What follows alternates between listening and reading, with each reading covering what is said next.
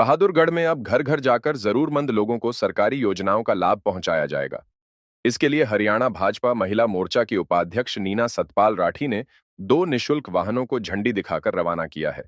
इन वाहनों में CSC centre की सभी सुविधाएं उपलब्ध हैं। यानी अब लोगों को Aadhaar card, ration card, voter card, happy card बनवाने, प्रॉपर्टी आईडी और परिवार पहचान पत्र की त्रुटियां ठीक करवाने के लिए सरकारी कार्यालयों के चक्कर नहीं काटने होंगे।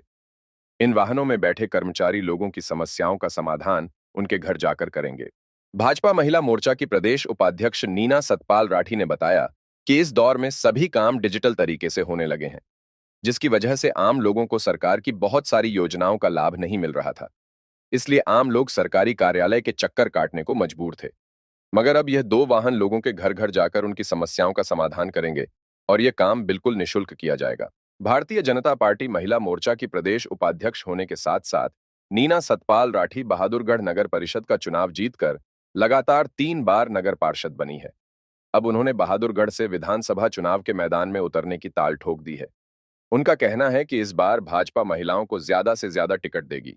उन्होंने उम्मीद जताई है कि इस बार विधानसभा चुनाव में वह भारतीय जनता पार्टी की टिकट पर चुनावी मैदान में उतरेंगी और विकास के मुद्दे को लेकर लोगों के बीच जाएंगी। आज हमने 2 वैन लॉन्च की हैं, जिसमें अटल सेवा केंद्र में जो भी सर्विसेज होती हैं वो सारी उसमें सेवा, जैसे आयुष्मान कार्ड है, वोटर कार्ड है, आधार कार्ड है, फैमिली आईडी में बहुत सारे लोगों की इनकम की समस्या थी, जिसकी वजह से उनका बीपीएल कट गया था। तो अब वो करेक्शन हो रही है और ये सारी सेवाएं जो है ये चलित कार्यालय के रूप में गांव-गांव जाकर, वार्ड में जाकर लोगों की समस्या का निदान करेंगी। आपने पूछा कि कैसे दिमाग में आया कि ये वैन चलाई जाए।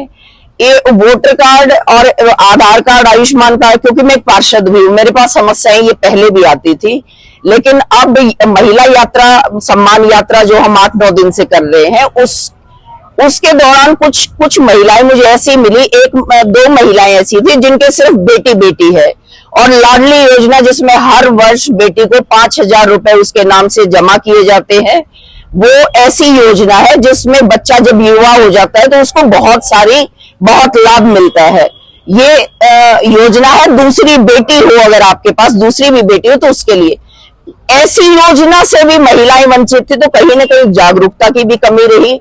तो मेरा मानना यह था कि जो लोग चक्कर लगा के थक गए हैं गांव में, उनको उनके घर तक जाकर ये सेवाएं दी जाएं, और ये समस्या अगर निदान होगा तो कहीं न कहीं इसका भारतीय जनता पार्टी की कार्यकर्ता होने के नाते मेरा फर्ज भी था, मेरा दायित्व भी था, और इस बार मेरी टिकट की भी दावेदारी है।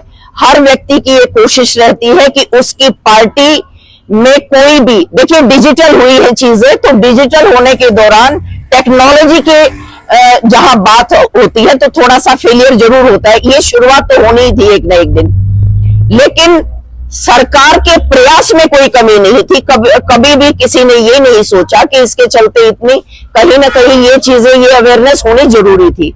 ये अब हो जाएगी तो सदा के लिए इस डिजिटलाइजेशन का जब इतिहास में इसको याद किया जाएगा तो माननीय मनोहर लाल खट्टर जी को याद किया जाएगा, एक विकास पुरुष के और एक सक्सेस के रूप में। टिकट की दावेदारी प्रस्तुत कर रही है, अगर टिकट मिलती है तो क्या जो है वो सबसे प्रायोरिटी पे क्या काम? मैं इस बार 3री बार निर्विरोध पार्षद हूँ, और मैंने अपने वार्ड में एक एग्जाम्पल सेट किया था, उसको एक आदर्श वार्ड बनाने के लिए, जिसमें बहुत सारी चीजें आती हैं। खास तौर पे पर्यावरण, मेरा निजी तौर पर मैं बहुत पैशनेट हूँ, और इंडस्ट्रियल एरिया है बहादुरगढ़, यहाँ पे बहुत ज्यादा इसको हरा भरा बनाने की जरूरत है। दूसरी जो एक सबसे बड़ी ज्वलंत यहाँ की समस्या है वो है निकासी की।